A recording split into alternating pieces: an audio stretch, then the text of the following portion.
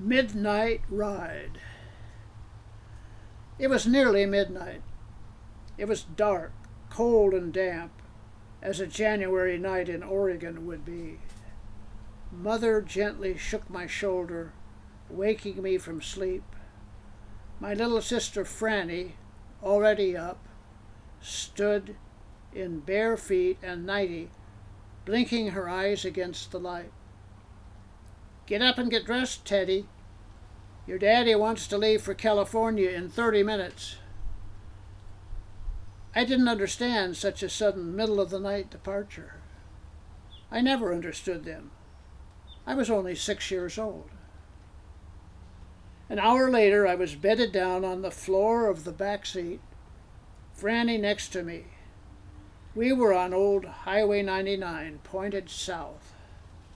At the wheel, my dad hummed softly to himself, wide awake, elated to be driving through the winter darkness, heading towards palm trees and warm, sunny weather.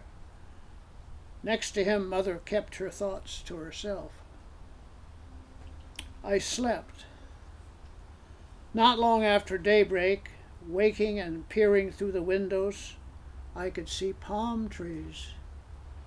We entered Red Bluff, where we would stop for breakfast, but only briefly.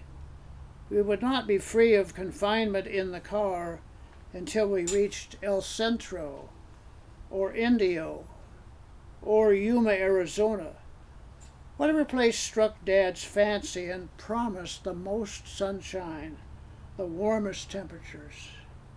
This would be our home for the next 3 weeks. I knew all about it. It happened once or twice each winter. Dad claimed it was his hip.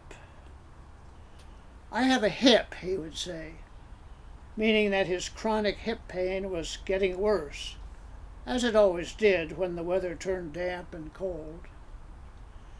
When he decided he couldn't stand it any longer, he called his partners, told them he was going to be gone for 3 or 4 weeks, asked them to look after his patients for him. They always did. They had some kind of understanding. Or perhaps he held some dark secret over their heads. I never knew. I was only 6.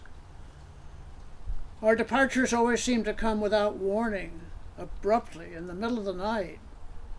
I guess Mother knew a day or 2 ahead, but the first inkling Franny and I ever had was the middle-of-the-night wake-up, the bundling into the back of the car, the hum of tires on the asphalt, and waking up next morning to palm trees.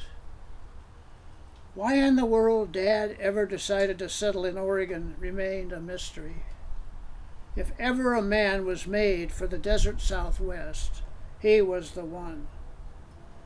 But he needed to maintain the myth that Oregon, even in the cold, damp, blustery winter months, was the place for us to live. Luckily for him, he had his hip, and our family had its frequent midwinter vacations. It was all okay with me. I didn't complain, not once. I couldn't, really.